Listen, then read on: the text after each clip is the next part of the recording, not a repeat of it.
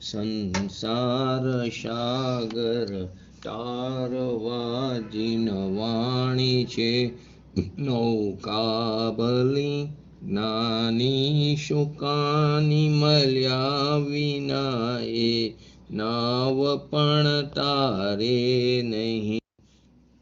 આકારમાં શોધાત્મક જ્ઞાની શુકાની મળ્યા બહુ બહુ દોયલો અમુજ પુણ્ય રાશિ ફર્યો અહો ગુરુ કાન તું વિકમલ્યો.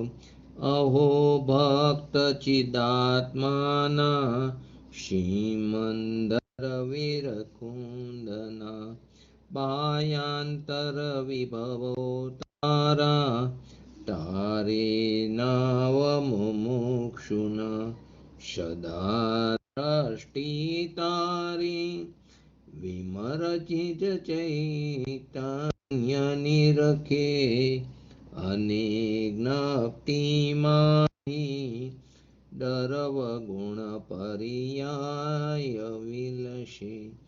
નિરાલંબી ભાવે પરિણતિ સ્વરૂપે જય ભરે નિમિત્તો વ્યવહારો વિદગન વિશે કાંઈ ન મળે.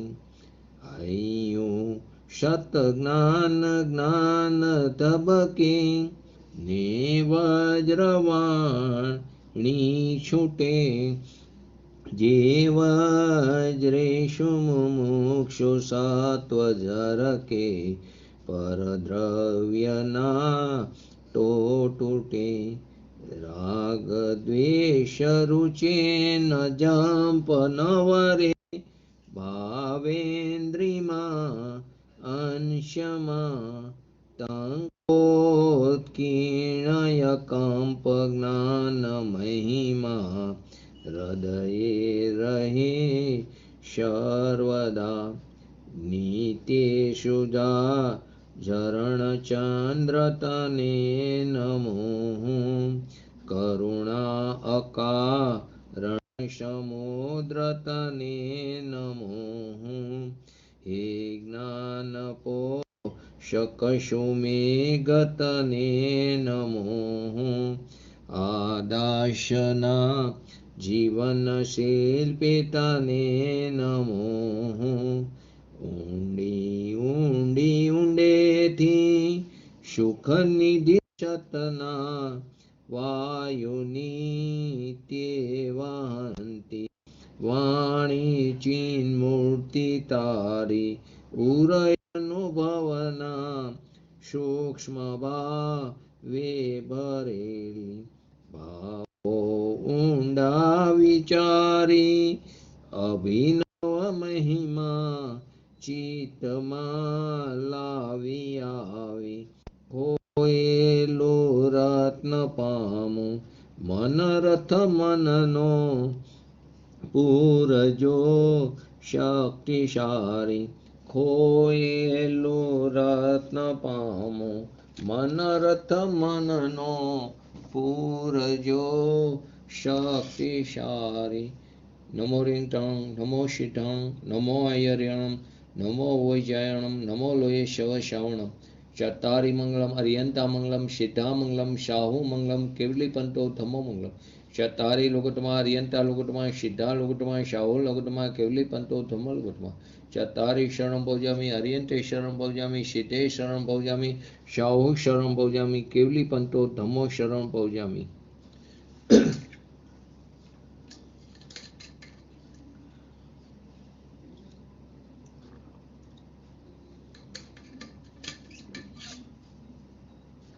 આપણે ગઈકાલે મોક્ષશાસ્ત્ર 10મા અધ્યાયમાં વાત ચાલતી હતી. તેમાં આપણે મુક્ત જીવના ઉર્ધ્વગમનનું કારણ જોયા હતા. મુક્ત જીવના ઉર્ધ્વગમનના કારણ. તો મુક્ત જીવના ઉર્ધ્વગમનના કારણમાં 4 કારણ જોયા હતા. એક પૂર્વ પ્રયોગથી એટલે કે પૂર્વે કરેલો પુરુષાર્થથી. બીજું સંગ્રહિત થવાથી, ત્રીજું બંધનો નાશ થવાથી અને ચોથું ઉર્ધ્વગમન સ્વભાવ. એ ચારેના એક્ઝામ્પલ જોયા હતા, દ્રષ્ટાંત. તો પહેલું મુક્ત જીવ એટલે કે પૂર્વે કરેલા પુરુષાર્થમાં કયું એક્ઝામ્પલ હતું? કુંભાર દ્વારા ગુમાવેલા ચાકની માફક. એટલે કે જેમ કુંભાર ચાકને ફેરવીને હાથ લઈ લે છતાં તે ચાક પૂર્વના વેગથી તે ફરે રાખે છે, તેમ પણ જીવ સંસાર અવસ્થામાં મોક્ષ પ્રાપ્તિ માટે વારંવાર અભ્યાસ કરતો હોય, પછી તે અભ્યાસ છૂટી જાય છે તો પણ પહેલા અભ્યાસના સંસ્કારથી મુક્ત જીવને ઉર્ધ્વગમન થાય છે. બીજું કારણ હતું બીજું સંગરહિત થવામાં, તો તેમાં લેપ દૂર થયેલા ટુમડાની માફક એટલે કે અસંગપણાથી. એટલે કે ટુમડાને જ્યાં સુધી લેપનો સંયોગ છે ત્યાં સુધી તે પોતાની સ્વતંત્ર ઉપાદાનની લાયકાતને કારણે તે પાણીમાં ડૂબેલું રહેશે, પરંતુ જ્યારે લેપ એટલે કે માટી કરીને દૂર થઈ જાય છે ત્યારે તે ટુમડું પોતાની સ્વયં લાયકાતથી તે ઉપર આવે છે. તેમ જ્યાં સુધી જીવ જે છે તે સંગવારો એટલે કે કર્મ અને શરીરના સંગવારો છે ત્યાં સુધી સંસારમાં રખડે છે, પરંતુ જેવો તેનો સંગ છૂટી જાય છે, અસંગપણું થાય છે, ત્યારે તે ઉર્ધ્વગમન કરીને તે લોકના અગ્રભાગે બિરાજમાન થાય છે. ત્રીજો હતું બંધનો નાશ થવામાં, તેમાં એરંડાના બીજની માફક. તો એમાં એક્ઝામ્પલમાં એરંડાના ઝાડનું જે સૂકું બીજ છે તે જ્યારે બહાર નીકળે એટલે કે છટકે છે ત્યારે તેનું ઉપરનું પડ એટલે કે બંધન ત્યાં છૂટી જાય છે, એટલે કે તેનું મીંજ જે છે અંદરનું તે ઉપર આવે છે. તેમ જ્યારે જીવની પરિપક્વ દશા થાય છે એટલે કે મુક્ત દશા થાય છે ત્યારે કર્મ બંધનો છેદ થઈ જાય છે અને તે ઉર્ધ્વગમન કરી લોકના અગ્રભાગે બિરાજમાન થાય છે. ચોથું હતું ઉર્ધ્વગમન સ્વભાવ. તો તેમાં અગ્નિશિખાનો દ્રષ્ટાંત હતું. જેમ અગ્નિની જે જ્વારા છે તેનો સ્વભાવ ઉર્ધ્વગમન કરવાનો છે, તે હવાના અભાવમાં પણ તે શિખા ઉર્ધ્વને ઉર્ધ્વ જાય છે એટલે કે જ્વારા, તેમ જીવનો સ્વભાવ પણ કેવો છે? ઉર્ધ્વગમન કરવાનો. તેથી મુક્ત દશા થતા લોકના અગ્રભાગે તે બિરાજમાન થાય છે. એના ઉપરથી પાછો પ્રશ્ન થયો, લોકાગ્રથી આગળ નહીં જવાનું કારણ શું? તો નિમિત્તની અપેક્ષાએ ત્યાં ધર્માસ્તિકાય દ્રવ્યનો અભાવ છે, એટલે કે તે નિમિત્તની અપેક્ષાએ નિમિત્તનું કારણ બતાવ્યું છે. તો કે ત્યાં ધર્માસ્તિકાય દ્રવ્ય નથી, કેમ કે આકાશના બે ભેદ પડે છે, એક લોકાકાશ અને એક અલોકાકાશ. તો લોકાકાશની અંદર 6 દ્રવ્યો હોય છે, પરંતુ અલોકાકાશમાં એકલું આકાશ દ્રવ્ય હોય છે. માટે ત્યાં ધર્માસ્તિકાય અધર્માસ્તિકાય આદિ દ્રવ્યોનો ત્યાં અભાવ છે, જીવ દ્રવ્યનો પણ ત્યાં અભાવ છે. તો કે ત્યાં ધર્માસ્તિકાય દ્રવ્યનો અભાવ હોવાથી ગતિ કરવામાં કોઈ નિમિત્ત રૂપે નથી, તે અપેક્ષાએ ત્યાં ધર્માસ્તિકાયના અભાવને કારણે લોકના અગ્રભાગથી તે આગળ જઈ શકતું નથી અલોકાકાશમાં. તો તેમાં ખરેખર તો જે જીવ ગતિ કરે છે તેમાં ધર્માસ્તિકાય તો નિમિત્ત રૂપે છે. તો જે ધર્માસ્તિકાય છે તે સંખ્યાની અપેક્ષાએ એક છે, પરંતુ તેના પ્રદેશો કેવા છે? અસંખ્યાત છે, લોકાકાશ જેટલા છે. તો કે જીવ અને પૂતગલની ગતિની લાયકાત જ એટલી છે કે તે લોકના અગ્રભાગથી તે બહાર જઈ શકતા નથી, અલોકાકાશમાં જઈ શકતા નથી. એવો જ એનો લાયકાત છે, એવો જ એનો સ્વભાવ છે. ત્યારે ત્યાં તે અપેક્ષાએ નિમિત્તને પણ બતાવ્યું છે કે ધર્માસ્તિકાયનો ત્યાં અભાવ છે. જો આવી રીતે ન હોય તો આકાશના આવા બે ભેદ જ ન પડે, લોકાકાશ અને અલોકાકાશ.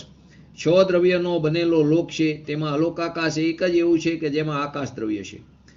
જે બે જીવ અને પૂતગલ છે તે બે દ્રવ્યોમાં ક્રિયાવર્તી શક્તિ છે, તેમનામાં ગમન શક્તિ છે, તેમની ગતિ જેવી છે, એની અંદર સ્વભાવ જ એવો છે ગતિ શક્તિનો સહજપણે કે તે અલોકાકાશમાં જઈ શકતા નથી, અને ત્યાં તે અપેક્ષાએ નિમિત્ત પણ ગેરહાજર છે, એટલે કે ત્યાં ધર્માસ્તિકાયનો પણ અભાવ છે. ખરેખર તો જીવની પોતાની જ યોગ્યતા અલોકમાં જવાની નથી, તેને કારણે તે અલોકાકાશમાં જતો નથી.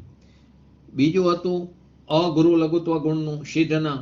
તો અગુરુ લઘુ, ગુરુ એટલે ભારે અને લઘુ એટલે હલકો, એટલે કે તે ભારે પણ નથી અને હલકો પણ નથી. એટલે નથી, નહીં. ગુરુ એટલે ભારે ને લઘુ એટલે હલકો. તો કે સિદ્ધ દશામાં જો સર્વથા જો ભારે હોય તો લોઢાના ગોરાની જેમ તેનું અધપતન થાય, તે નીચે ને નીચે જાય તે જીવ.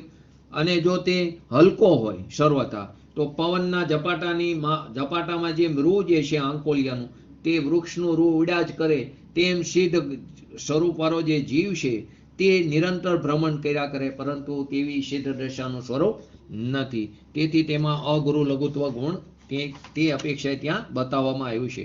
આ અગુરુ લઘુ ગુણને કારણે જીવો સિદ્ધ જીવો સદા લોકના અગ્રભાગે સ્થિર થાય છે, ત્યાંથી આગળ પણ નથી જતા, એનાથી ઉપર પણ નથી જતા અને તેનાથી નીચે પણ આવતા નથી. શાદી અનંતકાળ સુધી તે લોકના અગ્રભાગે તનુ વાતોલીમાં બિરાજમાન થાય છે. હવે આગળનો તત્વસૂત્રનો 9 નંબરનું સૂત્ર જે છે અધ્યાય 10માં મુક્ત જીવોમાં વ્યવહારનીય ભેદ. ભેદ જ્યાં પડે ત્યાં વ્યવહાર, ભેદ પડોશો વ્યવહાર. જ્યાં જ્યાં ભેદ પડે તે વ્યવહાર કહેવામાં આવે છે. તો મુક્ત જીવોમાં વાસ્તવમાં તો કોઈ ભેદ નથી, બધા સિદ્ધ છે, બધા મુક્ત છે. જ્યાં સંસારનો અભાવ છે, જ્યાં પૂર્ણ દશા પ્રગટ થઈ ગઈ છે વ્યક્તપણે પર્યાયમાં, પરંતુ વ્યવહારની તેમાં ભેદ બતાવવામાં આવ્યા છે. આ વ્યવહારનીના ભેદ 12 પ્રકારના અનુયોગોથી બતાવવામાં આવ્યા છે. તો પહેલું ક્ષેત્ર. તો ક્ષેત્રમાં રુજુ સૂત્ર નહીં, એટલે કે વર્તમાન અપેક્ષા. રુજુ સૂત્ર નહીં એટલે વર્તમાન અપેક્ષા એ આત્મ પ્રદેશોમાંથી સિદ્ધ થાય છે. આત્માના પ્રદેશોમાં વર્તમાન અપેક્ષા એ પોતાના સ્વચતુષ્યમાં, પોતાના દ્રવ્ય ક્ષેત્રકાર ભાવમાં તે સિદ્ધ દશાને પ્રાપ્ત કરે. ખરેખર સિદ્ધ ક્યાં થાય છે? સિદ્ધ તો પોતાના સ્વરૂપમાં સિદ્ધ થાય છે, ખરેખર તો પોતાના સ્વચતુષ્યમાં સિદ્ધ થાય છે. પરંતુ ક્ષેત્રની અપેક્ષાએ તે આકાશના પ્રદેશોમાં સિદ્ધ થાય છે, સિદ્ધ ક્ષેત્રમાં સિદ્ધ થાય છે. ભૂત નિગમ નયની અપેક્ષાએ, જો ભૂત નિગમ નયની અપેક્ષાએ કહો તો 15 કર્મ ભૂમિમાંથી જન્મેલા પુરુષો સિદ્ધ થાય છે. શાસ્ત્રમાં આવે છે કે સિદ્ધ ક્યાંથી થાય? તો કે 15 પ્રકારની જે કર્મભૂમિ છે, 5 ભરત, 5 ઐરાવત અને 5 વિદેહ, જે તેને કર્મભૂમિ કીધી છે, તે બધામાંથી ત્યાંથી જીવો તે સિદ્ધ દશાને પામે છે. બાકીની જે ભોગભૂમિ છે, જે 30 ભોગભૂમિ, ત્યાં ચોથા ગુણસ્થાનથી આગળ નથી. આ તો ગુણસ્થાન તીત દશા છે. તો કે કર્મભૂમિમાં જીવ આવે પછી ત્યાંથી તે મુક્ત દશાને પ્રાપ્ત કરે છે. તો તે અપેક્ષાએ 15 કર્મભૂમિમાં જન્મેલા પુરુષો જ સિદ્ધ થાય છે. હવે તેમાં એક અપેક્ષા આવે છે કે અઢી દીપમાંથી કોઈ પણ એવું એક તશું બાકી નથી રહેતું કે જ્યાંથી કોઈ જીવ સિદ્ધ પામ્યા ન હોય. હવે અઢી દીપની અંદર તો 30 ભોગભૂમિ પણ આવે છે, તેની અંદર 2 સમુદ્ર પણ આવે છે, કાલોદ્રી ને લવણ સમુદ્ર, 2 સમુદ્રો પણ આવે છે. તો કે 2 સમુદ્ર, 30 ભોગભૂમિ, બંને વસ્તુ આવે છે. તો વાસ્તવમાં તો એમ કે છે કે 15 કર્મભૂમિમાંથી જ મનુષ્યો, પુરુષો, જન્મેલા પુરુષો સિદ્ધ દશાને પામે છે. જો એમાં પણ મનુષ્યમાં પુરુષ લીધા છે, કેમ કે સ્ત્રી પર્યાય જે છે ત્યાં 5મા ગુણસ્થાનથી તે આગળ જઈ શકતી નથી. 6ઠા 7મા ગુણસ્થાનમાં તો પુરુષ પર્યાય વાળા તે જીવ ભાવલિંગી મુનિરાજ મુનિપણું તે પ્રાપ્ત કરી શકે છે. તેથી ત્યાં 15 કર્મભૂમિમાં જન્મેલા પુરુષો જ સિદ્ધ થાય છે. હવે આ 15 કર્મભૂમિમાં જન્મેલા જે પુરુષ છે તેને દેવાદિ એટલે કે વિદ્યાધર આદિ કે કોઈ વ્યંતર જાતિનો દેવ તેને ઉપસર્ગ કરે છે પૂર્વભવ, એને પૂર્વનું કોઈ વેર યાદ આવે છે ત્યારે તે જીવ ત્યારે 6ઠા ગુણસ્થાનમાં હોય છે. 7મા ગુણસ્થાનમાં તેને કોઈ હલાવી પણ શકતો નથી, પરંતુ જ્યારે તે 6ઠા ગુણસ્થાનમાં હોય છે ત્યારે તેને ત્યાંથી ઉપાડે છે. પૂર્વભવનો વેરી કોઈ વેર યાદ આવે છે તો તેને ત્યાંથી ઉપાડે છે અને ગમે ત્યાં ઘા કરે છે. તો જ્યાં ઘા કરે છે ત્યાંથી તે એક અંતર્મુહૂર્તમાં તે કેવળ જ્ઞાન પ્રાપ્ત કરી, શપક્ષેણી માંડીને કેવળ જ્ઞાન પ્રાપ્ત કરીને તે મુક્ત દશાને પ્રાપ્ત કરે છે. તો તે અપેક્ષાએ તે તસુએથી પણ તે મોક્ષ ગયા તેમ કહેવામાં આવે છે. તે અપેક્ષાએ અઢી દીપમાં એક પણ એવું તસુ બાકી નથી કે જ્યાંથી જીવો સિદ્ધ પામ્યા ન હોય. તો આ અઢી દીપ પ્રમાણ આખો જે મનુષ્ય ક્ષેત્ર છે, જેને આપણે મનુષ્ય ક્ષેત્ર કહીએ છીએ, અઢી દીપ માનુષોત્તર પર્વત સુધીનો, ત્યાં સુધીનો જે પુષ્કરદીપ, અડધો જે પુષ્કરદીપ છે તેમાં જે માનુષોત્તર પર્વત છે ત્યાં સુધીનો જે અઢી દીપ છે, તે અઢી દીપ પ્રમાણ સમસ્ત મનુષ્ય ક્ષેત્રમાંથી તે સિદ્ધ થાય છે. તો ક્ષેત્ર અપેક્ષાએ કેટલી વસ્તુ આવી? તો કે વર્તમાન અપેક્ષાએ તો ખરેખર તો પોતાના આત્મ પ્રદેશમાં એટલે પોતાના સ્વ ચતુષ્યમાં જ સિદ્ધ થાય છે. ખરેખર તો જીવ ક્યાં સિદ્ધ થાય છે? પોતાના સ્વ ક્ષેત્રમાં. ક્યાંય જતા નથી, પોતાના સ્વ ચતુષ્યને છોડીને તે ક્યાંય બહાર પરિભ્રમણ કરતા, તેને છોડીને બહાર ક્યાંય જતા નથી, પરંતુ આકાશ પ્રદેશોમાં તે સિદ્ધ થાય છે. એટલે કે ક્ષેત્રની અપેક્ષાએ લોકના અગ્રભાગે સિદ્ધ ક્ષેત્રમાં તે સિદ્ધ થાય છે. ભૂત નિગમની અપેક્ષાએ કહો તો 15 કર્મભૂમિમાંથી અને 15 કર્મભૂમિમાંથી પણ આવો ઉપસર્ગાદી અથવા પૂર્વભવનો કોઈ વેરી દેવ, વિદ્યાધર, વ્યંતર જાતિનો દેવ કે વિદ્યાધર ઉપસર્ગાદી કરે છે તો તે એને સહરણ કીધું છે. તો 2.5 દીપ પ્રમાણ તે સમસ્ત બધા જે આખો મનુષ્ય લોક છે તેમાંથી, મનુષ્ય ક્ષેત્રમાંથી તે સિદ્ધ થાય છે. જે 2.5 દીપ પ્રમાણ જે મનુષ્ય ક્ષેત્ર કીધું છે ત્યાંથી સિદ્ધ થાય છે. આ પહેલી અપેક્ષા મુક્ત જીવોમાં. બીજું કાર અપેક્ષાએ, તો કારમાં પણ વર્તમાન અપેક્ષાએ એક સમયમાં સિદ્ધ થાય છે. એક સમયમાં સિદ્ધ થાય છે. ભૂત નિગમ ની અપેક્ષાએ કહો તો ઉત્સર્પિણી કારમાં પણ સિદ્ધ થાય છે અને અવસર્પિણી બંને કારમાં સિદ્ધ થાય છે. વર્તમાન અપેક્ષાએ તો આ સમયે સિદ્ધ થયા, પરંતુ કારની અપેક્ષાએ, ભૂત નિગમની અપેક્ષાએ જો તો ઉત્સર્પિણી કારમાં પણ સિદ્ધ દશા પ્રાપ્ત થાય છે અને અવસર્પિણી કારમાં પણ સિદ્ધ દશાને પ્રાપ્ત થાય છે. હવે એમાં અવસર્પિણી કાર લો તો અવસર્પિણી કારમાં ત્રીજા આરાના અંત ભાગમાં, ચોથા આરામાં અને પાંચમા આરાની શરૂઆતમાં 3 વસ્તુ લીધી. અવસર્પિણી કારમાં ત્રીજા આરાનો અંતમાં અને ચોથા આરો અને પાંચમા આરાની શરૂઆતમાં, એટલે કે ચોથા આરામાં જૈનમાં હોય તેવા પાંચમા આરાની શરૂઆતમાં, એટલે કે ચોથા આરામાં જૈનમાં હોય તેવા જીવો સિદ્ધ થાય છે. કોનામાં? અવસર્પિણી કારમાં. અવસર્પિણી કારમાં એમાં પણ અત્યારે તો ઊંડા અવસર્પિણી કાર છે, તો કે અવસર્પિણી કારમાં ત્રીજા આરાના અંતમાં, ચોથો આરો અને પાંચમા આરાની શરૂઆતમાં જીવો સિદ્ધ પામે છે. અને ઉત્સર્પિણી કાર લો તો ઉત્સર્પિણી કારમાં ખરેખર તો ત્રીજા કારમાં, આપણે એમ બોલીએ છીએ ને કે હંમેશા ચોથા કારમાં જીવો સિદ્ધ દશાને એટલે કે મુક્ત દશાને પ્રાપ્ત થાય, પરંતુ ચોથા આરામાં, પરંતુ અહીં ત્રીજા આરામાં થાય છે. કેમ કે ઉત્સર્પિણી કારનો જે પહેલો છે તે આપણા છઠ્ઠા જેવો છે. અવસર્પિણીનો અત્યારનો જે છઠ્ઠો છે તે ઉત્સર્પિણીનો પહેલો, ઉત્સર્પિણીનો જે બીજો છે તે અત્યારનો પાંચમો. અત્યારે આપણે જે પાંચમો ચાલે છે ને તે ઉત્સર્પિણી કારમાં તે બીજો, તે પાંચમા જેવો છે. એટલે એમ બોલે છે ને છઠ્ઠા પછી છઠ્ઠો. ખરેખર છઠ્ઠા પછી છઠ્ઠો નથી, છઠ્ઠા પછી પહેલો છે, પછી ત્રીજો જે અત્યારના ચોથા જેવો. એટલે કે ત્રીજા આરામાં ત્યાં જીવો તે 24 તીર્થંકર થાય છે અને તે કારમાં જીવો સિદ્ધ થાય છે. વિદેહ ક્ષેત્રની અંદરની અપેક્ષા જુઓ તો ત્યાં અવસર્પિણી કે ઉત્સર્પિણી અહીંયા કોઈ એવો ભેદ નથી. ત્યાં કાયમ માટે કયો આરો ચાલે? ચોથો આરો. ત્યાં આવા કોઈ કારના ભેદ નથી. પંચમ કારમાં જન્મેલા જીવો સમ્યક દર્શન આદિ ધર્મ પામે. પંચમ કારમાં જન્મેલા જીવો તે સમ્યક દર્શન આદિ મુનિપણ સુધી તે ધર્મ પામે છે. મનુષ્ય હોય તો, એટલે મનુષ્યમાં પુરુષ પર્યાય હોય તો મુનિપણો, અને સ્ત્રી પર્યાય હોય અથવા તો તિર્યંશ પર્યાય હોય તો પાંચમું ગુણસ્થાન, અને જો દેવ પર્યાય હોય કે નારકી પર્યાય હોય તો ચોથું ગુણસ્થાન. તો પણ સમ્યક દર્શન ધર્મ તો પામે છે, પરંતુ તે ભવે તે મોક્ષ પામી શકતા નથી. પંચમ કારમાં જન્મેલા જીવો, તેમાં બધી વસ્તુ, પંચમ કારમાં જન્મેલા જીવો એટલે અહીંનું આખું મનુષ્ય ક્ષેત્ર આવી ગયું. ત્યાં તે ધર્મ પ્રગટ કરી શકે, ભોગભૂમિમાં પણ તે ધર્મ તો પ્રગટ કરી શકે. નરક ગતિમાં કોઈ કાર, છઠ્ઠા કાર જેવું છે, ત્યાં પણ કોઈ કાર પરિવર્તન નથી. કાયમ માટે છઠ્ઠા કાર જેવું જ્યાં વાતાવરણ છે તો ત્યાં પણ તે ધર્મ તો પ્રગટ કરી શકે છે. ત્યાં પણ સમ્યક દર્શન તો સાતે નરકની અંદર થઈ શકે છે. તેવી રીતે દેવ જે ગતિ છે, દેવનું જે ક્ષેત્ર છે ઉર્ધ્વલોક, ત્યાં પણ પહેલા આરા જેવું છે.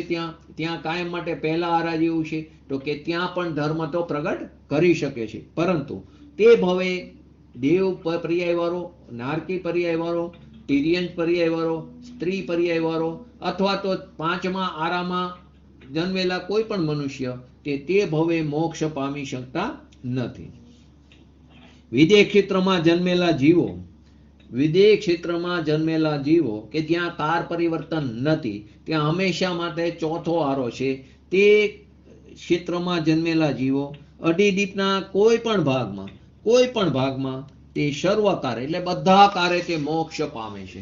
2.5 દીપનો કોઈ પણ ભાગ હોય, કેમ કે 2.5 દીપની અંદર 5 વિદેહ છે ને, તો 2.5 દીપના કોઈ પણ ભાગની અંદર બધા કારની અંદર તે મોક્ષને પામે છે. હવે ત્રીજી અપેક્ષા ગતિની અપેક્ષા. તો ગતિની અપેક્ષા વર્તમાનમાં સિદ્ધ ગતિ વિશે તે મોક્ષ પામે છે વર્તમાનની અંદર. પરંતુ ભૂત નિગમ નહીં મનુષ્ય ગતિમાં જ તે મોક્ષ પામે છે. વર્તમાનમાં સિદ્ધ ગતિ એટલે સિદ્ધ દશા વિશે તે મોક્ષ કોને કહે? સિદ્ધ દશાને. ભૂત નિગમ ની અપેક્ષા કહો તો મનુષ્ય ગતિ વાળો તે સિદ્ધ દશાને પ્રાપ્ત કરે છે. કેમ કે તેને પેલા આગળ મનુષ્ય ગતિ હોય છે, તે જ સિદ્ધ ગતિને પ્રાપ્ત કરે છે. ભૂત નિગમ નહીં. વર્તમાનમાં તો તે સિદ્ધ ગતિ જ છે, બરાબર. તો તે ગતિ અપેક્ષા. ચોથી લિંગ અપેક્ષા. જે 3 પ્રકારના જે લિંગ છે તેમાં વર્તમાન અપેક્ષાએ કોઈ પણ પ્રકારના વેદ રહિત જ મોક્ષ પામે છે. એટલે કે 9મા ગુણસ્થાને તો બધા પ્રકારના વેદનો અભાવ થઈ જાય છે, તો કે ત્યાં વેદ રહિત જ મોક્ષ પામે છે. ભૂત નિગમ નહીં એટલે કે ભૂતની અપેક્ષાએ ભૂતની એટલે કે પાસ્ટની અપેક્ષાએ તે 3 પ્રકારના ભાવ વેદમાં તે શપથ માંડી મોક્ષ પામે છે. કોઈ પણ વેદ વાળો જીવ હોય, ભલે એનો વેદનો અભાવ 9મા ગુણસ્થાને થઈ જાય, પરંતુ એને ભૂતમાં સ્ત્રી વેદ હોય, પુરુષ વેદ હોય કે નપુંસક વેદ હોય, તે જીવે મોક્ષ પામી શકે છે. પરંતુ સ્ત્રી વેદ વાળો હોય, નપુંસક વેદ વાળો હોય, તે તીર્થંકર પદ પ્રાપ્ત કરી શકતો નથી. સામાન્ય થઈ શકે, પરંતુ તીર્થંકર પદ પ્રાપ્ત કરી શકતો નથી. પરંતુ અહીં તો આપણે સિદ્ધ દિશાની વાત છે, તો કે કોઈ પણ પ્રકારનો 3 પ્રકારના ભાવ વેદ દ્વારા સપક શ્રેણી માંડીને તે મોક્ષને પામે છે. તે વસ્તુ અહીં બતાવવામાં આવી છે. ફરીવાર આ વેદની વસ્તુ સમજવા જેવી છે કે વેદનો અભાવ, 3 પ્રકારના વેદનો અભાવ, 3 પ્રકારના વેદનો અભાવ ક્યાં થઈ જાય? 9મા ગુણસ્થાને થઈ જાય છે. પરંતુ ભૂત નિગમ નહીં, જે ભૂત નિગમ નહીં છે તેની ભૂત નિગમ નહીંની અપેક્ષાએ તેમાં 3 પ્રકારના ભાવવેદમાં સપક શ્રેણી માંડીને તે મોક્ષ પામે છે. અને દ્રવ્ય વેદની અંદર પુરુષ લિંગ જ દ્રવ્યની અપેક્ષાએ દ્રવ્ય લિંગમાં પુરુષ લિંગ જ અને યથાજાત જે પુરુષ લિંગ છે તે જ મોક્ષને પામે છે. દ્રવ્ય વેદની અંદર ભાવવેદની અંદર કોઈ પણ પ્રકારનો હોય, પરંતુ પુરુષ પર્યાય વાળો જ તે મોક્ષને પામે છે. તે લિંગ અપેક્ષાએ. ચોથો ભેદ. 5મો તીર્થની અપેક્ષાએ કોઈ જીવો તીર્થંકર થઈને મોક્ષ પામે છે અને કોઈ જીવ સામાન્ય કેવરી થઈને. બધાને તીર્થંકર પ્રકૃતિ નથી હોતી, તો કોઈ સામાન્ય કેવરી થઈને મોક્ષ પામે અને કોઈ તીર્થંકર પ્રકૃતિ થઈને મોક્ષ પામે.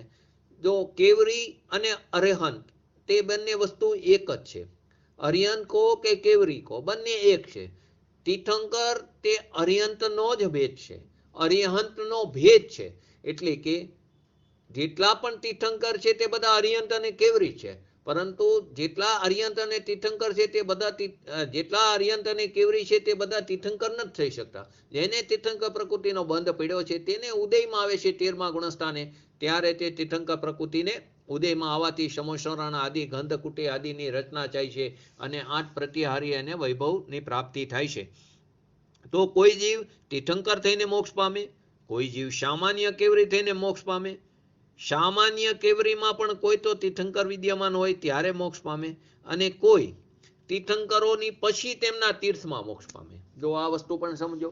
જે સામાન્ય કેવરી, એમ કીધું ને, પહેલી વસ્તુ તો કોઈ જીવ તીર્થંકર થઈને મોક્ષ પામે અને કોઈ જીવ સામાન્ય કેવરી થઈને. હવે જે સામાન્ય કેવરી છે તે કોઈ તીર્થંકર ભગવાન સમોસરણમાં વિદ્યમાન હોય, અત્યારે પણ સિમંદર ભગવાન તીર્થંકર ભગવાન જે તીર્થંકર પદે અત્યારે વિદેશ ક્ષેત્રમાં બિરાજમાન છે, તો ત્યાં અત્યારે એમને સમોસરણ આદિની રચના પણ છે, ત્યાંથી દિવ્યવાણી પણ છૂટે છે, તો કે તે વિદ્યમાન પણ છે. ત્યારે પણ કેટલાય સામાન્ય કેવરી મોક્ષ પામે છે, અને કોઈ તીર્થંકર ન હોય એમના પછી તેમનું જે તીર્થ છે તેમના તીર્થમાંથી તે મોક્ષને પામે છે. ચોથા કાળમાં તીર્થંકરોનો વચ્ચે અંદર ભેદ પડી જાય છે. એટલે કે એનો એક પછી એક સાથે નથી થતા, એક થાય પછી વચ્ચે કારનો ભેદ પડે છે, તો તેમાંથી પણ કોઈ જીવો સામાન્ય કેવરી થઈને તીર્થ એમનો શાસનકાર કહેવાય. ઋષભદેવ ભગવાનનો શાસનકાર જ્યાં સુધી આદિત્યનાથ ભગવાન તીર્થંકર પદે નહોતો ત્યાં સુધી, એટલે એમનો જન્મ કલ્યાણક નહીં ન થયો ત્યાં સુધી તે ઋષભદેવ ભગવાનનો શાસનકાર કહેવાનો. તો કે ત્યાં પણ સામાન્ય કેવરી તીર્થંકર ભગવાન ન હોય તો તેમના તીર્થમાં તે મોક્ષ પામે છે. છઠ્ઠું ચારિત્રની અપેક્ષાએ. તો વર્તમાનમાં ચારિત્રના ભેદનો અભાવ કરીને મોક્ષ પામે છે. ચારિત્રના જે ભેદ છે તેનો અભાવ કરીને તે મોક્ષ પામે છે. ભૂત નૈગમની અપેક્ષાએ કહો તો ભૂતમાં શું હતું? ભૂત નૈગમનય, 3 નૈગમનય છે ને, ભૂત, વર્તમાન ને ભવિષ્ય.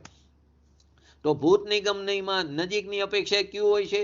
તો યથાખ્યાત ચારિત્ર પછી જ મોક્ષ પામે. પરમ યથાખ્યાત ચારિત્ર 14મા ગુણસ્થાનના અંતે આપણે આવ્યું હતું ને, તો તે યથાખ્યાત ચારિત્રના અંતથી જે મોક્ષ પામે છે.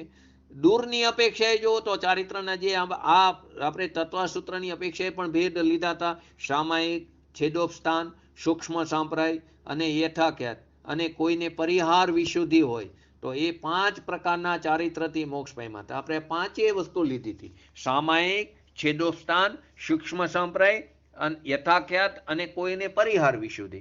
તે હોય તે 5 પ્રકારના ચારિત્રથી મોક્ષ પામે. અને એક ભૂત નિગમની નજીકની અપેક્ષા, નજીકમાં નજીક છેલ્લું કયું ચારિત્ર હતું? તો કે પરમ યથાખ્યાત ચારિત્ર, તેનાથી મોક્ષ પામે છે. વર્તમાનમાં ચારિત્રના ભેદનો અભાવ કરીને મોક્ષ પામે છે. 7મો ભેદ, પ્રત્યેક બુદ્ધિબોધિત, એટલે કે પ્રત્યેક જે બુદ્ધ જીવો વર્તમાનમાં નિમિત્તની હાજરી વગર પોતાની શક્તિથી, પોતાના સામર્થ્યથી તે બોધ પામે છે.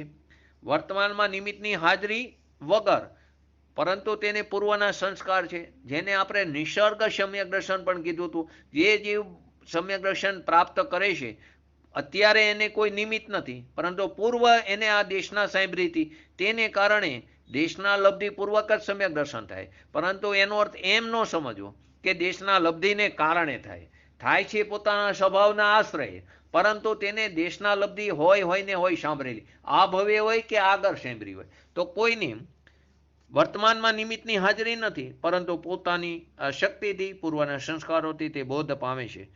પણ ભૂતકાળમાં સમ્યક દર્શન થયું ત્યારે કે ત્યાર પહેલા સમ્યક જ્ઞાનીના ઉપદેશનું નિમિત્ત હોય, અથવા તો ભૂતકાળમાં એને સમ્યક દર્શન થયું તે સંસ્કારથી, અથવા તો તે સમ્યક જ્ઞાનીના ઉપદેશનું નિમિત્ત પામે છે, પામીને તેને અત્યારે પોતાની શક્તિથી તે બોધ.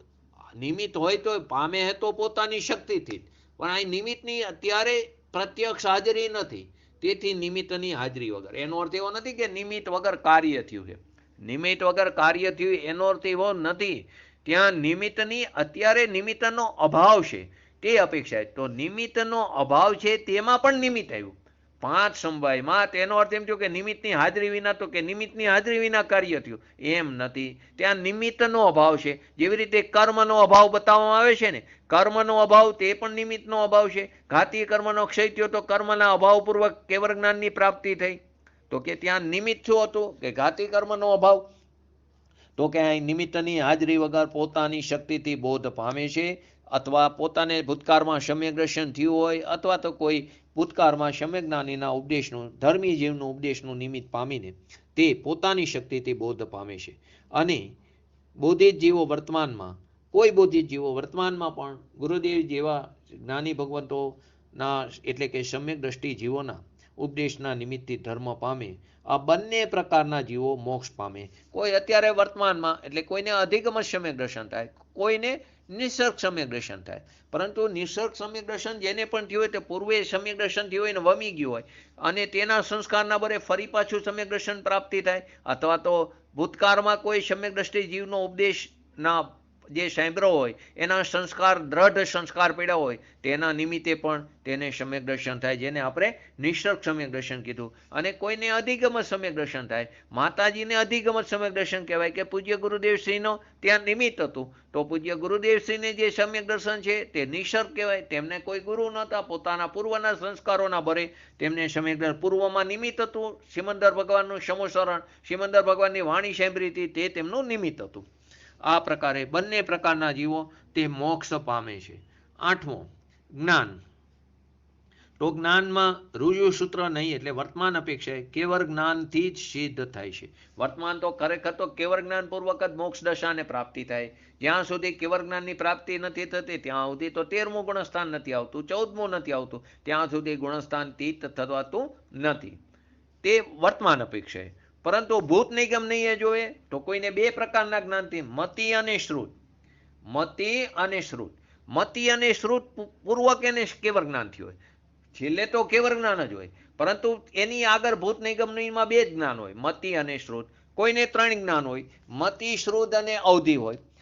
કોઈને મતિ શ્રુત અને મન પર્યાય હોય, અવધિનો હોય. મતિ શ્રુત અને મન પર્યાય હોય. કોઈને મતિ શ્રુત અવધિ અને મન પર્યાય 4 જ્ઞાન હોય તો એ 4 જ્ઞાનથી પણ છેલ્લે તો કેવળ જ્ઞાનપૂર્વક સિદ્ધ થાય છે. તો અત્યારે કેવળ જ્ઞાનપૂર્વક સિદ્ધ થાય, ખરેખર તો જીવ મુક્ત દશાને કેવળ જ્ઞાનપૂર્વક સિદ્ધ થાય છે. પરંતુ ભૂત નિગમ નિયમમાં કોઈને 2 જ્ઞાન હોય છે, મતિ અને શ્રુત, એના પૂર્વક એને કેવળ જ્ઞાન થયું છે. કોઈને મતિ શ્રુત અવધિ એ 3 જ્ઞાનપૂર્વક થયું. કોઈને મતિ શ્રુત મન પર્યાય એ 3 જ્ઞાનપૂર્વક થયું. કોઈને મતિ શ્રુત અવધિ મન પર્યાય આ 4 જ્ઞાનપૂર્વક તેને કેવળ જ્ઞાન થયું છે અને તેના પૂર્વક તેને સિદ્ધ દશાની પ્રાપ્તિ થઈ છે. 9મો ભેદ અવગાહના. તો અવગાહનાની અંદર કોઈને ઉત્કૃષ્ટ 500 ધનુષ 525 ધનુષ, ઉત્કૃષ્ટમાં ઉત્કૃષ્ટ કેટલું છે 525 ધનુષ, અને કોઈને જગન્ય 3.5 હાથમાં કંઈક ઓછું. કોઈને મધ્યમ અવગાહના હોય છે, એટલે કે કોઈને ઉત્કૃષ્ટ 525 ધનુષની, કોઈને જગન્ય 3.5 હાથમાં કંઈક ઓછી, અને કોઈને મધ્યમ અવગાહના હોય છે. ઋષભદેવ ભગવાનને તો એમને 525 ધનુષ હતું ઉત્કૃષ્ટ, અને એ જ્યારે સિદ્ધ દશાને પામ્યા ત્યારે કોઈને જગન્ય 3.5 હાથમાં કંઈક ઓછું, તો મહાવીર ભગવાનને 3.5 હાથમાં કંઈક ઓછી એવી અવગાહના હતી. કોઈને મધ્યમ અવગાહના, એટલે બંને વચ્ચેનો ભેદ. તો મધ્યમ અવગાહનમાં તો ઘણા બધા ભેદ થઈ શકે.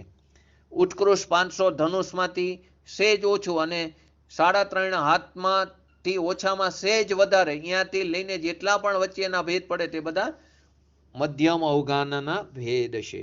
10મું અંતર. અંતરમાં એક સિદ્ધ પછી બીજા સિદ્ધ થવાનું જગન્ય અંતર 1 સમયનું છે. એટલે એક સિદ્ધ અત્યારે 1 સમયમાં થયા તો બીજા સિદ્ધ બીજા સમયમાં પણ થઈ શકે. તો જગન્ય અંતર કેટલું થયું 1 સમયનું. અને ઉત્કૃષ્ટ અંતર એટલે કે કોઈ અત્યારે સિદ્ધ દશાને પામ્યા પછી 6 માસ સુધી એક પણ જીવ સિદ્ધ દશાને ન પામે. તો ઉત્કૃષ્ટમાં ઉત્કૃષ્ટ 6 માસ, ઉત્કૃષ્ટમાં ઉત્કૃષ્ટ 6 માસ. ફરી વાર એક સિદ્ધ અત્યારે એક જીવ અત્યારે સિદ્ધ દશાને પામ્યા આ સમયે, તો બીજા સિદ્ધ જીવ બીજા સમયે, તો બંને વચ્ચેનો જગન્ય કેટલો છે 1 સમય ભેદ. ઉત્કૃષ્ટ કેટલો કીધો તો કે 6 માસ.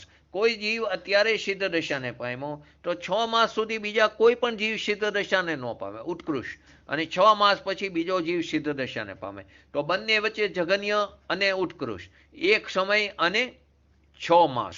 તો આ એની અંતરની અપેક્ષાએ સિદ્ધના ભેદ બતાવવામાં આવ્યા. હવે સંખ્યા. 11મો ભેદ સંખ્યા અપેક્ષાએ. તો 11મો ભેદ જે સંખ્યા અપેક્ષાએ છે, તો એમાં જગન્યપણે એક સમયમાં એક જીવ સિદ્ધ થાય. એક સમયમાં એક જીવ સંખ્યાની અપેક્ષાએ સિદ્ધ થાય છે. અને ઉત્કૃષ્ટપણે એક સમયની અંદર 108 જીવ સિદ્ધ થાય છે.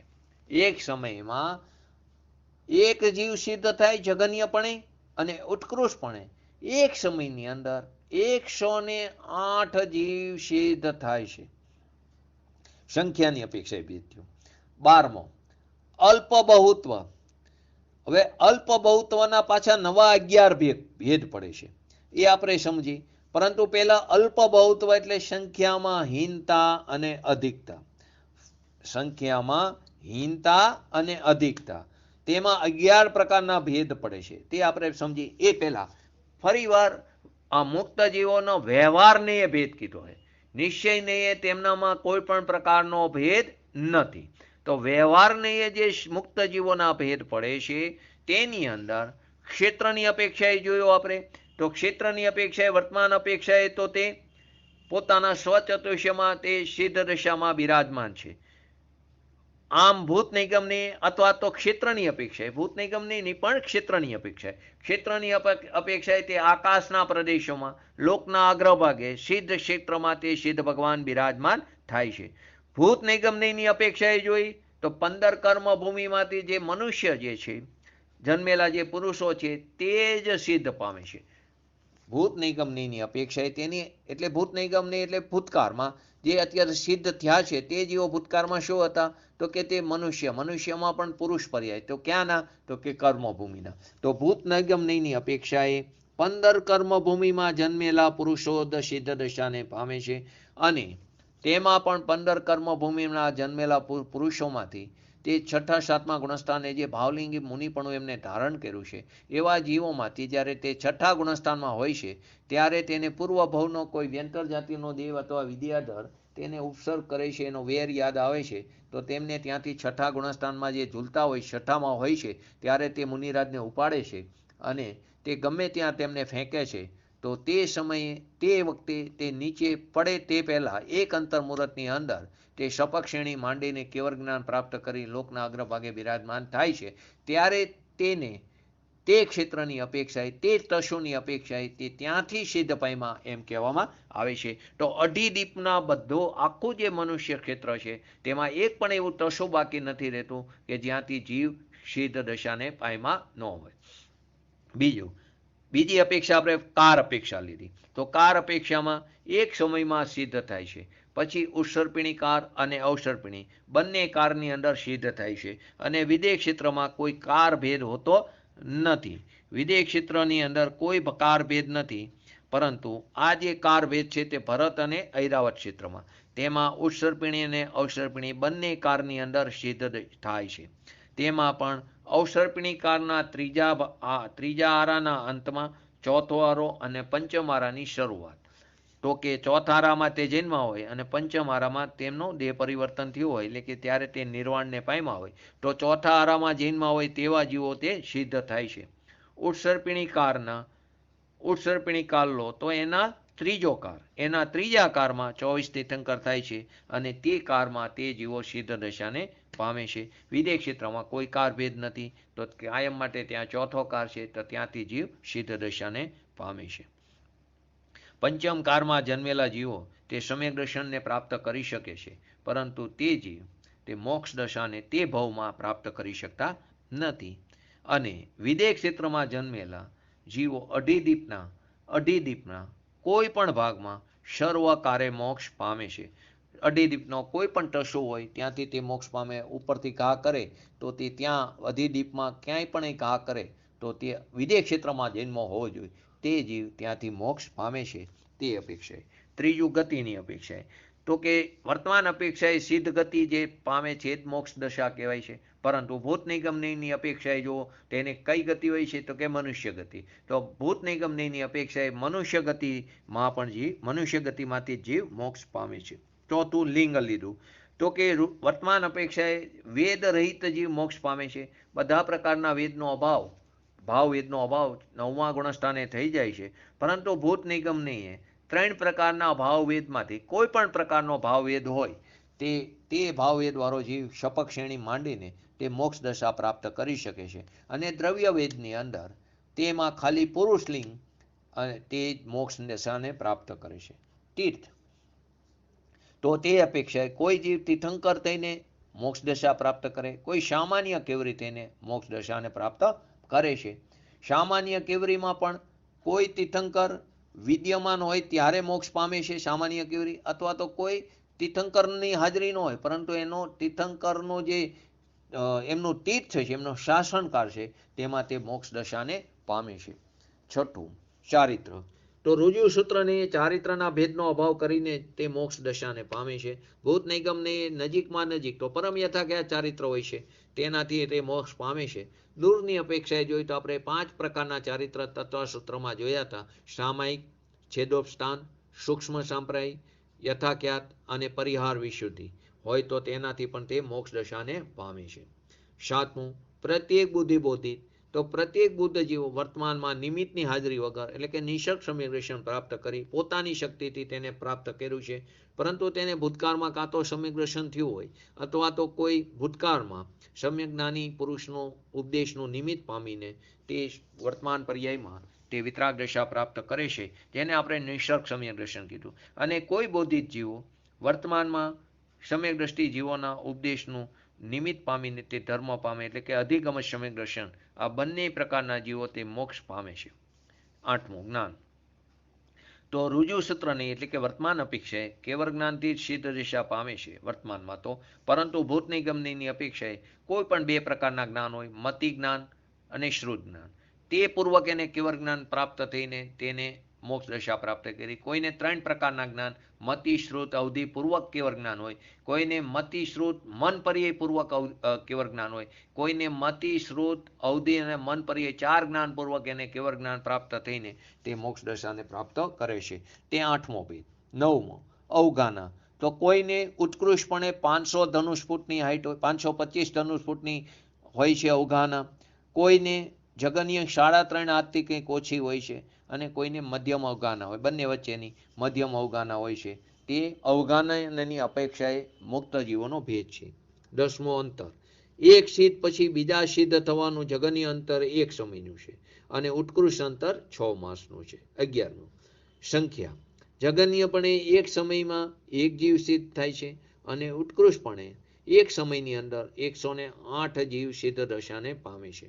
12મું અલ્પ બહુત્વ, એટલે કે સંખ્યાની અંદર હીન અધિકતા. હવે એના 11 ભેદ સમજી. પેલું ક્ષેત્ર, તો કે જે સંહરણ સિદ્ધો કરતા એટલે કે જેને ઉપાડીને ભાવલિંગી મુનિરાજને ફેંકા છે ને, એવા અહીંયાથી જે સિદ્ધ દશા પામ્યા છે ને એવા સિદ્ધો કરતા જન્મ સિદ્ધ, એટલે કે જ્યાં જન્મ થયો ને ત્યાંથી જ સિદ્ધ પામ્યા છે, એની તે કેવા છે? સંખ્યાત ગુણા છે. તે કેટલા છે? સંખ્યાત ગુણા છે. સમુદ્ર વગેરે જળ ક્ષેત્રોથી થોડા સિદ્ધ થાય. સમુદ્ર જળ ક્ષેત્રથી કેવા? અહીંયા ઘા કેરો એ જળ ક્ષેત્રથી થોડા સિદ્ધ થાય છે. અને મહાવિદેય ક્ષેત્રોથી અધિક સિદ્ધ થાય. મહાવિદેય આદિ ક્ષેત્રોથી અધિક સિદ્ધ થાય છે. ફરીવાર ક્ષેત્રની અપેક્ષાએ જે શહરણ સિદ્ધો છે, એટલે કે જેને ઉપાડ્યા છે કર્મભૂમિમાંથી અને તેને ગમે ત્યાં ઘા કર્યો છે, ફેંકા છે, ત્યાં જે તે જીવ ત્યાંથી જે મોક્ષ પામ્યો છે તેના કરતાં જ્યાં જન્મ્યા ને ત્યાંથી સિદ્ધ દશાને પામે છે તે સંખ્યાત ગુણ છે. સમુદ્ર વગેરે જળ ક્ષેત્રથી થોડા સિદ્ધ થાય છે, મહાવિદેય ક્ષેત્રથી થોડા અધિક સિદ્ધ થાય છે. આ પહેલો ભેદ. હવે બીજો ભેદ. આ કોની વાત આલે? અલ્પ બહુત્વની. બીજો કાર અપેક્ષાએ ઉત્સર્પિણીમાં થયેલા સિદ્ધો કરતા ઉત્સર્પિણી કારમાં જેટલા સિદ્ધ થાય છે તેના કરતા અવસર્પિણી કારમાં થયેલા સિદ્ધોની સંખ્યા અધિક છે. ઉત્સર્પિણી કારમાં થયેલા સિદ્ધો કરતા અવસર્પિણી કારમાં થયેલો સિદ્ધોની સંખ્યા વધારે. એ પ્રશ્ન થવો જોઈએ કે ઉત્સર્પિણી કાર કરતા અવસર્પિણી કારમાં સિદ્ધોની સંખ્યા વધારે કીધી, તો કે એ તો સંખ્યા તો ફિક્સ જ છે. 608 જીવ મોક્ષ દશાને મુક્ત દશાને પામે છે, તો આ કેવી રીતે સંખ્યા વધે છે? તો કે ઉત્સર્પિણી કારનો ભેદ અને અવસર્પિણી કારનો ભેદ તો ખાલી ભરત ઐરાવતમાં જ પડે, મહાવિદેયમાં તો ભેદ પડતો નથી. ત્યાં આ તો ક્યાં 608 જીવ મોક્ષ પામે છે? તો કે ટોટલ 608 જીવ મોક્ષ પામે. તો ઉત્સર્પિણી કાર કરતા અવસર્પિણી કારમાં જીવો થયેલા સિદ્ધની સંખ્યા અધિક છે અને વિદેયમાં પણ ચાલુ છે સિદ્ધ દશામાં પામવાના. તો કે અહીં ઉત્સર્પિણીમાં સિદ્ધ જે થયા છે તેના કરતાં અવસર્પિણીમાં વધારે અને મહાવિદેયમાં તો જે જાય છે ટોટલ 608 જીવ મુક્ત દશાને પામે છે. તે બંને કાર વિના સિદ્ધ થયેલા જીવોની સંખ્યા તેનાથી સંખ્યાત ગુણી છે. તે કાર વિના, આ બંને કાર, તો આ બંને કાર વિના તો કે કઈ દશા થઈ? તો કે વિદેય ક્ષેત્રની. તો વિદેય ક્ષેત્રમાંથી થયેલા જીવોની સંખ્યા તેનાથી પણ કેવી છે? સંખ્યાત ગુણી છે. એટલે કે ઉત્સર્પિણી કારમાં ઓછા થાય છે જીવ સિદ્ધ દશાને પામે છે, અવસર્પિણી કારમાં થોડા વધારે જીવો સિદ્ધ પામે છે, અને જ્યાં કાર ભેદ નથી એવા વિદેય ક્ષેત્રમાં તેનાથી પણ વધારે જીવો સિદ્ધ દશાને પામે છે. ત્રીજું ગતિની અપેક્ષાએ. તો બધા જીવો મનુષ્ય ગતિથી સિદ્ધ થાય છે, માટે તે અપેક્ષાએ ગતિમાં અલ્પ બહુત્વ નથી, પરંતુ એક ગતિની અંતર અપેક્ષાએ, એટલે કે મનુષ્ય બહુ પહેલાના ગતિની અપેક્ષાએ. ફરી વાર આ સમજવા જેવું હોય. કોઈ જીવો મનુષ્ય ગતિ વગર સિદ્ધ દશાને પામતા નથી, માટે તેમાં બહુ અલ્પ બહુત્વ એવો કોઈ ભેદ ન કરી શકાય. પરંતુ એ ગતિના અંતરની અપેક્ષા, એટલે કે આ મનુષ્ય ભાવ પહેલાની કઈ ગતિ હતી તે અપેક્ષા એમાં ભેદ કરી શકાય. તો કે તેની પહેલા એને તિર્યંત ગતિ હતી, તે તિર્યંત ગતિમાંથી મનુષ્ય ગતિમાં આવ્યો અને પછી સિદ્ધ દશાને પામ્યા એવા જીવ થોડા છે. તેના કરતા સંખ્યાત ગુણો જીવો કેવા છે? મનુષ્ય ગતિમાંથી આવ્યા અને મનુષ્ય ગતિ પામ્યા અને ત્યાંથી સિદ્ધ દશા, એટલે મનુષ્ય ગતિમાંથી આવીને મનુષ્ય ગતિ પ્રાપ્ત કરીને પાછા સિદ્ધ પામ્યા તેવા જીવોની સંખ્યા તિર્યંશમાંથી મનુષ્ય થયા અને પછી સિદ્ધ દશા પામ્યા તેના કરતાં થોડી વધારે છે. અને તેના કરતાં પણ વધારે સંખ્યાત ગુણો જીવો નરક ગતિમાંથી આવ્યા અને મનુષ્ય ગતિ પ્રાપ્ત કરી અને તે સિદ્ધ દશાને પામ્યા. એટલે કે મનુષ્ય ગતિની પૂર્વે કઈ ગતિ હતી એ લીધી. મનુષ્ય ગતિની પૂર્વે તિર્યંશ ગતિ હોય એની સંખ્યા ઓછી છે. મનુષ્ય ગતિની પૂર્વે મનુષ્ય ગતિ હોય એની સંખ્યા એનાથી વધારે. મનુષ્ય ગતિની પૂર્વે નરક ગતિ હોય તેની સંખ્યા એનાથી પણ વધારે. અને તેનાથી પણ વધારે સંખ્યાત ગુણો જીવો દેવ ગતિમાંથી આવીને મનુષ્ય ગતિ પ્રાપ્ત કરીને સિદ્ધ દશાને પ્રાપ્ત કર્યા. એટલે સૌથી વધુ મનુષ્ય ગતિમાંથી જ જીવો મોક્ષ પામે છે. તેથી એમાં અલ્પબહુત્વ ભેદ પડી શકતો નથી. પરંતુ પૂર્વની કઈ ગતિ હતી તે અપેક્ષાએ ભેદ પાડી શકાય. તો કે મનુષ્ય ગતિની પૂર્વે 4 ગતિમાંથી ગમે એ ગતિમાંથી જીવ મનુષ્ય પર્યાય ધારણ કરી શકે છે. તો કે નરકમાંથી કોઈ તિર્યંશ ગતિમાંથી મનુષ્ય પર્યાય ધારણ કરી હોય તેની સિદ્ધની સંખ્યા કરતાં મનુષ્યમાંથી મનુષ્ય થઈ તેની સંખ્યા થોડી વધારે. તેનાથી વધારે નરકમાંથી મનુષ્ય ગતિ કરી હોય એની સંખ્યા વધારે. અને દેવમાંથી મનુષ્ય થયા એની સંખ્યા તેનાથી પણ વધારે હોય છે. તો આપણે સંખ્યાની અપેક્ષામાં હીન અધિકપણું એના 11 ભેદ સમજીએ છીએ. ચોથું લિંગ. તો ભાવ નપુંસક વેદ દ્વારા જે ભાવ વેદ છે એમાં 3 વેદ જે પડે છે નપુંસક, સ્ત્રી અને પુરુષ વેદ. તો એમાં જે ભાવ નપુંસક વેદ દ્વારા પુરુષો સપક શ્રેણી માંડીને તે સિદ્ધ થાય છે. ભલે વેદનો અભાવ તો 9મા ગુણસ્થાને થાય છે, પરંતુ એને ભૂત નિગમ ની અપેક્ષા એને ભાવ નપુંસક વેદ હતો. તે ભાવ નપુંસક વેદ દ્વારા પુરુષો સપક શ્રેણી માંડીને સિદ્ધ થાય એવા જીવો અલ્પ છે. તેના કરતાં વધારે સંખ્યાત ગુણા ભાવ સ્ત્રી વેદ દ્વારા પુરુષો સપક શ્રેણી માંડીને સિદ્ધ દશા પામે. દ્રવ્ય વેદ પુરુષ જ હોય બધામાં. ભાવ વેદનો ફરક છે. ભાવ વેદ નપુંસક વેદ પણ હોય અને હોય પુરુષ વેદ દ્રવ્ય વેદ. દ્રવ્ય વેદ એટલે પુરુષ પર્યાય. તો ભાવ નપુંસક વેદ વાળા જે પુરુષો છે તે સપક શ્રેણી માંડીને સિદ્ધ દશાને પ્રાપ્ત કરે છે એવા જીવો અલ્પ છે. તેના કરતાં સંખ્યાત ગુણા ભાવ સ્ત્રી વેદ વાળા પુરુષો સપક શ્રેણી માંડીને સિદ્ધ થાય છે. અને તેના કરતાં પણ સંખ્યાત ગુણા ભાવ પુરુષ વેદ વાળા પુરુષો સપક શ્રેણી માંડીને તે સિદ્ધ થાય છે. આ લિંગ અપેક્ષાએ ભેદ થયો. ચોથું તીર્થ અપેક્ષાએ ભેદ. તીર્થંકર થઈને સિદ્ધ થનારા જીવો થોડા છે. તીર્થંકર જે આપણે ઓલા 12 અનુયોગોના ભેદ લીધા ને એ જ 12માંથી 11 ભેદ પડે છે. પરંતુ છેલ્લો અલ્પ બહુત્વના ભેદ છે માટે 12મો નથી. બાકીના 11 ભેદ તો ખરેખર એમાંથી જ આ સંખ્યાની અપેક્ષાએ ભેદ પડે છે. તો તીર્થ અપેક્ષાએ તો કે તીર્થંકર થઈને સિદ્ધ થનારા જીવો થોડા છે. તીર્થંકર થઈને સિદ્ધ થવાવાળા જીવો થોડા છે. તેનાથી સંખ્યાત ગુણા જીવો સામાન્ય કેવરી થઈને મોક્ષ દશાને પ્રાપ્ત કરે છે. કેમ કે આપણે ઘણીવાર શાસ્ત્રમાં વાંચીએ છીએ કે તીર્થંકરના સમૂહસરણમાં અનંતા જીવોથી કેવર જ્ઞાન પ્રાપ્ત કરીને મોક્ષ દશા પ્રાપ્ત કરે. તો એનો અર્થ શું થયો? તીર્થંકર તો છે જ. અત્યારે સિમંદર ભગવાનનું આયુષ્ય એક પૂર્વ કોટી એટલે 1 કરોડ પૂર્વ વર્ષનું આયુષ્ય છે. તેમાંથી તો કેટલાય જીવો કેવર જ્ઞાન પ્રાપ્ત કરીને મુક્ત દશા પ્રાપ્ત કરશે. માટે તીર્થંકર થઈને સિદ્ધ થનારા જીવો થોડા છે. તેના કરતાં સંખ્યાત ગુણા સામાન્ય કેવરી થઈને સિદ્ધ દશાને પ્રાપ્ત થાય છે. છઠ્ઠો ભેદ ચારિત્ર ભેદ.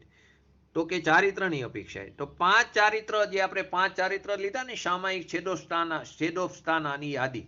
તો કે તેમાં 5 ચારિત્રથી સિદ્ધ થનારા જીવો થોડા છે.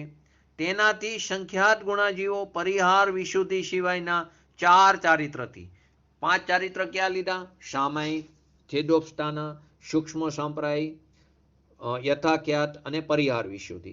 તો 5 ચારિત્રમાંથી સિદ્ધ થનારા જીવો અલ્પ છે. તેનાથી સંખ્યાત ગુણા જીવો પરિહાર વિશુદ્ધિ સિવાયના જે 4 ચારિત્ર છે તેનાથી સિદ્ધ થાય છે. 7મો ભેદ પ્રત્યેક બુદ્ધ બોધિત. એટલે કે પ્રત્યેક બુદ્ધ સિદ્ધ થનારા જીવો અલ્પ છે.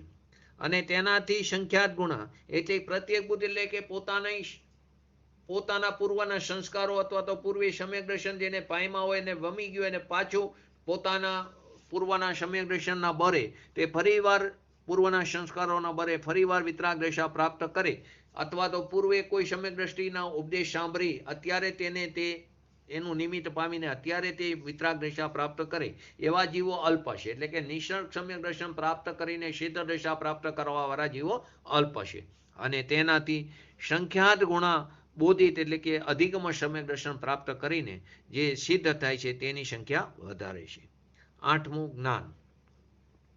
મતિ અને શ્રુત એ બે જ્ઞાનથી જેને કેવળ જ્ઞાન પ્રાપ્ત કર્યું હોય એમાંથી જે સિદ્ધ થાય છે એ જીવો અલ્પ છે. એટલે કે મતિ શ્રુત જ્ઞાન પૂર્વક જેને કેવળ જ્ઞાન પ્રાપ્ત કર્યું હોય એને અવધિ જ્ઞાન પણ ન હોય, મનપર્ય જ્ઞાન પણ ન હોય, પરંતુ બે જ્ઞાન હોય મતિ અને શ્રુત, અને એ પૂર્વક એને જેને કેવળ જ્ઞાન પ્રાપ્ત કર્યું છે એવા જીવોની સંખ્યા અલ્પ છે. પરંતુ તેનાથી સંખ્યાત ગુણો એટલે કે 4 જ્ઞાનથી એટલે કે મતિ, શ્રુત, અવધિ અને મનપર્ય એ 4 જ્ઞાનથી કેવળ જ્ઞાન પ્રાપ્ત કરીને સિદ્ધ થાય છે. તેનાથી સંખ્યાત ગુણો અને તેનાથી પણ સંખ્યાત ગુણા 3 જ્ઞાનથી કેવળ જ્ઞાન પૂર્વક સિદ્ધ દશા પ્રાપ્ત કરનારા છે. સૌથી ઓછા શેમાં છે? મતિ અને શ્રુત જ્ઞાન પૂર્વક કેવળ જ્ઞાન પ્રાપ્ત કર્યું હોય એમાંથી જે સિદ્ધ દશા પ્રાપ્ત કરાઈ હોય જે અલ્પ છે.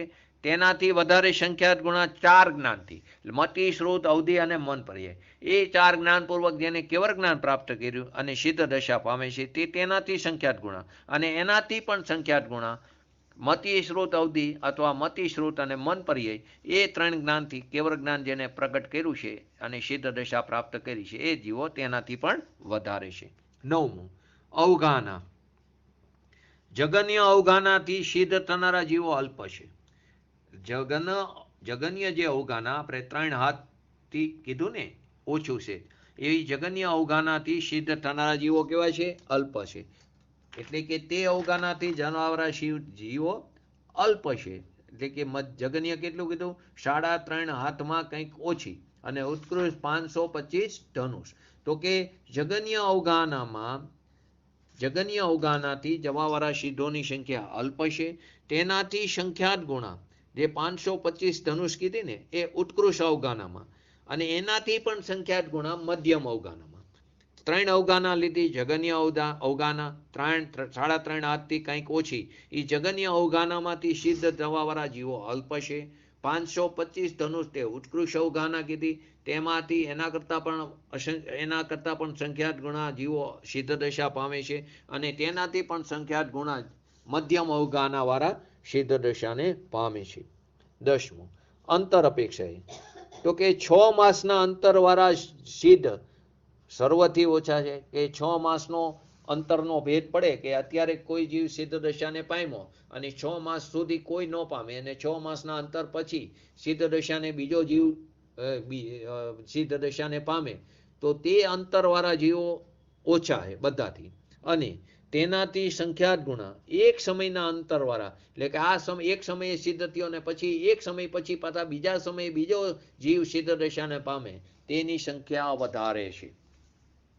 6 માસના અંતરવાળા સિદ્ધ જીવ કરતા તેની સંખ્યા વધારે છે. 11મો ભેદ સંખ્યા અપેક્ષાએ. તો ઉત્કૃષ્ટપણે એક સમયમાં 108 જીવ સિદ્ધ થાય છે. ઉત્કૃષ્ટપણે એક સમયમાં 108 જીવ સિદ્ધ થાય છે. તેનાથી અનંત ગુણા એક સમયમાં 107 થી લઈને 50 સુધી જીવ સિદ્ધ થાય છે.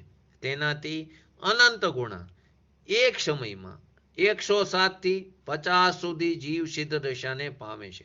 તેના કરતાં પણ અસંખ્યાત ગુણા જીવો એક સમયમાં 49 થી 25 સુધી સિદ્ધ થવાવાળા છે અને તેના કરતાં પણ સંખ્યાત ગુણા એક સમયમાં 24 થી માંડીને 1 સુધી સિદ્ધ થનારા જીવો છે.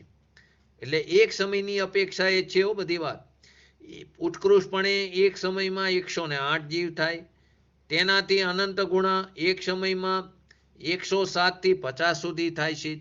તેના કરતાં પણ અસંખ્યાત ગુણા જીવો એક સમયમાં 49 થી 25 સુધી થઈ શકે અને તેના કરતાં પણ સંખ્યાત ગુણા એક સમયમાં 24 થી લઈને 1 સુધી સિદ્ધ થનારા જીવો છે. તો આ 11 જે ભેદ છે એ કોના ભેદ છે? જે 12 આપણે જોઈ કઈ જોઈ 12 અનુયોગો. એ 12 અનુયોગોમાં 12મો અનુયોગ હતો અલ્પ બહુત્વ.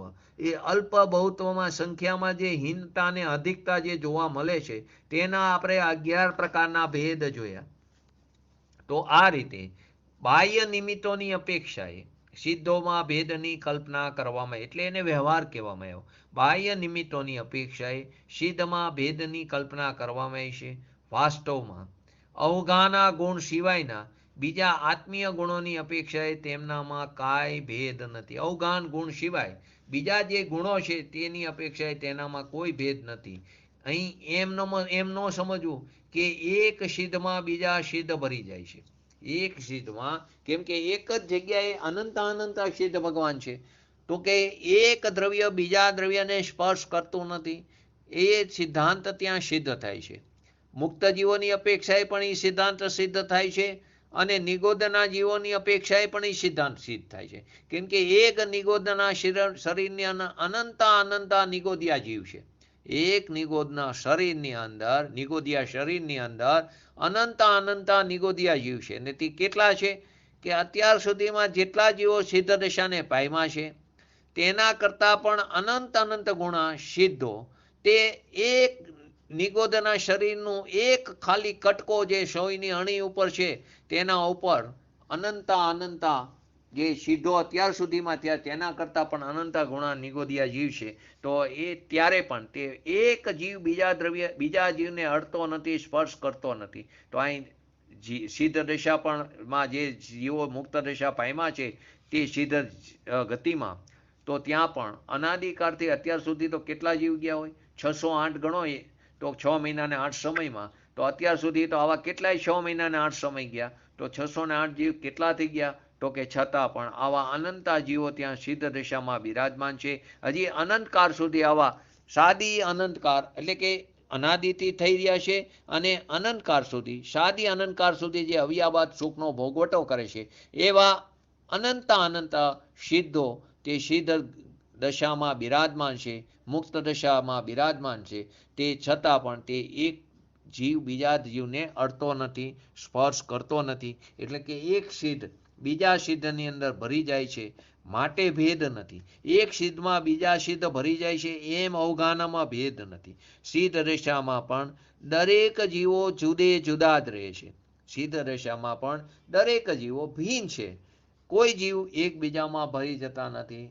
જો એક જીવ બીજામાં ભરી જાય તો કોઈનું સ્વચતુષ્ય ભિન્ન રહે નહીં.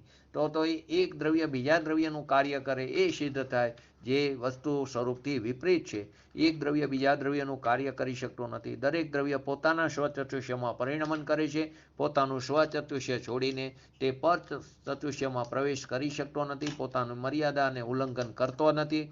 એક દ્રવ્ય બીજા દ્રવ્યને અડતું નથી, સ્પર્શ કરતો નથી. તે પણ અહીં સિદ્ધ થાય છે. અત્યારે પણ એક સમયની અંદર 40 જીવ કેવરી સમુદ્ર ઘાત કરી શકે છે. તો કે કોઈ અત્યારે અર્યંતનો જીવ જે 14મા ગુણસ્થાને છે, 13મા ગુણસ્થાને, અને ત્યાં તેની નામ કર્મની સ્થિતિ એટલે વાયુ કર્મની સ્થિતિ અલ્પ છે, બાકીના 3 કર્મની સ્થિતિ વધારે છે, અને તેને કેવરી સમુદ્ર ઘાત થાય છે, સમાન સ્થિતિ થાય છે, દંડ, પ્રતર, કપાત, પુરાણ આદિ 4 રીતે. તો કે ત્યાં એ જે કેવરી સમુદ્ર ઘાત એક સમયની અંદર 40 વખત થઈ શકે, 40 જીવનો થાય છે. તો અત્યારે પણ કોઈ અર્યંતના જીવ અહીં કેવરી સમુદ્ર ઘાત કરતા હોય તો તે અનંત સુખનો ભોગવટો કરે છે, અને આપણે અનંત દુઃખ ભોગવી રહ્યા છીએ. તેવી જ રીતે જ્યાં સિદ્ધ ભગવાન જ્યાં બિરાજમાન છે તનુ વાતોલયમાં લોકના અગ્રભાગે, ત્યાં પણ આપણે પણ અનંતવાર જે એવા છીએ. સૂક્ષ્મ નિગોદના જીવ થઈને બહાદર નિગોદના જીવ તો સિદ્ધ શિલાથી આગળ જતા નથી, કેમ કે તે કોઈના ને કોઈના આધારે રહેશે. તો 8મી જે પૃથ્વી છે ઈશત પ્રાગભાર, ત્યાં સુધી બહાદર નિગોદ જોવા મળે છે. પણ સૂક્ષ્મ નિગોદ તો આખી જગ્યાએ ફેલાયેલા છે. તો આપણે પણ સૂક્ષ્મ નિગોદના જીવ થઈને અનંતવાર જ્યાં સિદ્ધ ભગવાન બિરાજમાન છે ત્યાં પણ જે એવા છે, તો કે તે અવ્યાબાદ સુખનો ભોગવટો કરે છે સાદી અનંતકાળ સુધી, અને આપણે ત્યાં પણ અનંત દુઃખને ભોગવી રહ્યા છીએ. તો ત્યાં પણ એ સિદ્ધ થાય છે. એક દ્રવ્ય તે બીજા દ્રવ્યનું કાંઈ પણ કરતું નથી. તો આવી દ્રવ્યની સ્વતંત્રતા છે. દ્રવ્યની અંદર રહેલા અનંત ગુણોની પણ સ્વતંત્રતા છે. એક ગુણ બીજા ગુણનું કાંઈ પણ કરી શકતું નથી. દરેક ગુણ સ્વતંત્ર છે. દરેક ગુણનું પરિણમન પણ સ્વતંત્ર છે. એટલે કે તેની દરેક ગુણોની પર્યાય જે છે તે પર્યાય પણ સ્વતંત્ર છે. એક પર્યાય જે ઉત્પન્ન થાય છે તેનું કારણ પૂર્વ પર્યાયનો વ્યય પણ નથી. તે વર્તમાન પર્યાય જે ઉત્પન્ન થાય છે તે પોતાની વર્તમાન ઉપાદાનની પોતાની યોગ્યતાથી તે પ્રગટ થાય છે. તેમાં પૂર્વ પર્યાય પણ કારણ નથી. તે પર્યાય જે ગુણને છે તે ગુણ પણ તેનું કારણ નથી, અને તે ગુણને ધરનાર જે દ્રવ્ય છે તે પણ તેનું કારણ નથી. તો આમ પર્યાયની પણ સ્વતંત્રતા છે, ગુણની પણ સ્વતંત્રતા છે, અને દ્રવ્યની પણ સ્વતંત્ર છે. ત્રણેય અકર્તા છે, ત્રણેય સ્વતંત્ર છે, ત્રણેય નિરપેક્ષ છે. દ્રવ્ય અને ગુણ તે ત્રિકારી સત છે, અને પર્યાય છે તે ક્ષણિક સત છે. આવી અહેતુકપણું, આવી સ્વતંત્રતા વસ્તુ સ્વરૂપની જૈન દર્શન સિવાય ક્યાંય બીજે બતાવી નથી. તો આપણને આવો ભાગ્ય એવા કોઈ છે, પુણ્યના ઉદય છે, આપણને આવો જૈન ધર્મ મળ્યો છે, અને તેને સમજાવનારા જ્ઞાની પુરુષો પણ આપણને સાક્ષાત આકારે આપણને પ્રાપ્ત થયા, અને તેના નિમિત્તે આપણને સાચા વસ્તુ સ્વરૂપનું આપણને શાસ્ત્રો પણ ઉપલબ્ધ થયા, અને તેને સમજાવ્યા પણ ખરા. હવે આપણે આપણો પોતાનો સ્વયં પુરુષાર્થ કરીને તેમના નિમિત્તે આપણે આપણી પર્યાયમાં શીઘ્ર ને શીઘ્ર વિતરાગદશા પ્રાપ્ત કરી તેવી પરમ વિરલ ભાવના સાથે આજનું વ્યક્તિત્વ પૂરું કરું છું. કોઈ પ્રશ્ન હોય તો કહો. આવતીકાલે ગુણસ્થાન તીત દશામાં આગળ આપણે લેશું. કાલે લગભગ પૂરું થઈ જશે, નહીં તો પરમ દિવસે. તો હવે ગુણસ્થાનના 2 સ્વાધ્યાય આપણા બાકી રહેશે. વધી જય જીનેન્દ્ર. બોલીએ શ્રી પંચ પરમેષ્ઠી ભગવંતોનો જય હો. બોલીએ શ્રી ધીનવાણી માતનો જય હો. બોલીએ શ્રી પરમ પૂજ્ય પરમ ઉપકારી શ્રી સદગુરુ દેવનો જય હો. બોલીએ શ્રી પ્રસમમૂર્તિ ભગવતી માતનો જય હો. બોલીએ શ્રી સનાતન જૈન દિગંબર ધર્મનો જય હો.